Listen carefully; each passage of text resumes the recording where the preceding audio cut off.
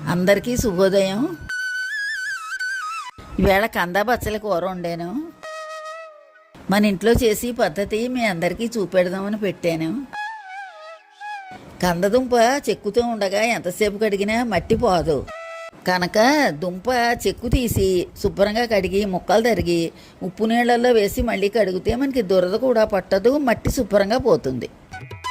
బచ్చలు కూడా శుభ్రంగా కడిగి తరిగి రెండు కలిపి తొందరగా ఉడుకుతుందని కుక్కర్లో ఉడికించాను.